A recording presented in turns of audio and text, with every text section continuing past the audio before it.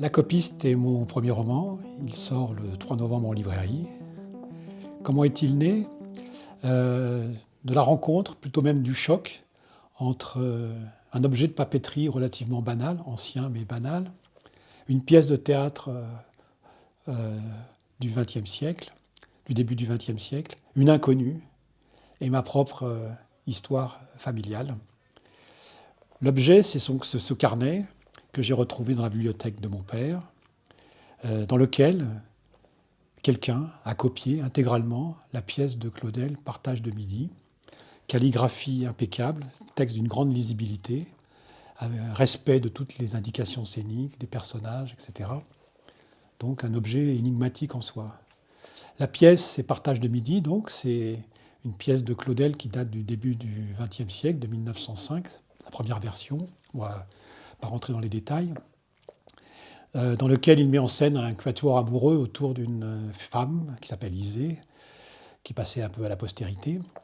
Et texte qui a une inspiration personnelle pour Claudel, puisqu'en fait, il s'inspire d'un épisode de sa vie qui a beaucoup compté pour lui, d'une rencontre amoureuse dans la Chine du début du siècle.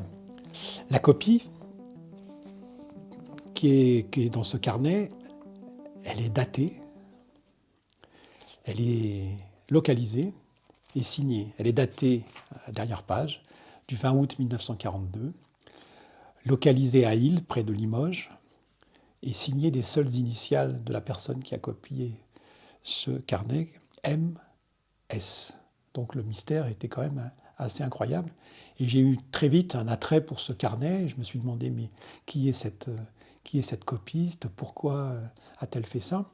Et mon intérêt a été encore plus accru quand j'ai découvert que le 20 août 1942, la pièce n'était pas publique. En fait, Claudel, en 1906, a fait une édition à compte d'auteur pour 150 de ses proches, avec engagement de chacun à garder le texte confidentiel, à ne pas le faire circuler et encore moins à le copier. Or, en 1942, donc la pièce n'est pas publique, elle ne sera publiée qu'en 1948 au Mercure de France. Donc la personne qui a copié cette pièce a eu accès à l'un des 150 exemplaires et elle a fait en quelque sorte le 151e. En plus, dans un endroit qui n'est pas neutre et qui n'est en 1942, c'est juste à quelques kilomètres de la ligne de démarcation, dans un territoire qui est en zone libre, mais qui est un lieu de refuge pour des familles juives. 1942, c'est aussi l'époque où, à côté de Île, il y a eu des rafles en août 1942 de familles juives, quelques jours après la fin de la copie de ce texte. Donc tout ceci a fait phosphorer mon imaginaire et j'ai eu envie de savoir qui était cette copiste, comment elle avait eu accès à l'un des exemplaires clandestins de cette pièce, pourquoi elle avait copié et comment ce carnet était arrivé jusqu'à moi, sachant que je n'ai aucun lien familial avec la Haute-Vienne, avec le Limousin, et que donc c'était une énigme complète. Et je me suis pris de passion pour cette copiste et pour essayer de lever toutes ces énigmes qui m'ont dévoré, on peut dire, très vite.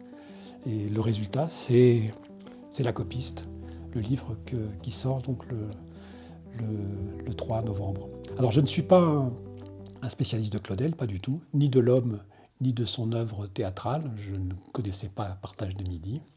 Et donc je me suis plongé dans des archives, je me suis plongé dans des biographies, je me suis plongé dans des ressources internet, dans des coupures de presse, pour essayer de retrouver la trace de cet MS sur lequel j'avais absolument pas d'autres indices que les 3 éléments que je vous ai donnés tout à l'heure.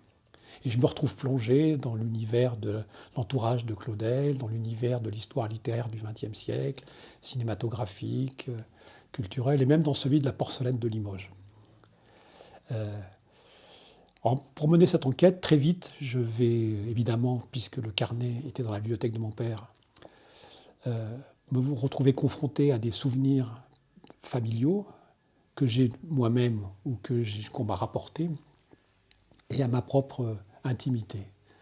Je vais tirer tous les fils qui vont s'offrir à moi, je vais ouvrir toutes les portes que je vais croiser, je vais m'autoriser, ce qui n'est pas forcément le propre d'une enquête rigoureuse, toutes les libertés, et même celles de la subjectivité et de l'imaginaire, en allant faire des découvertes, des rencontres avec des personnes, des femmes dont je ne connaissais pas l'existence avant de me mettre à ce travail.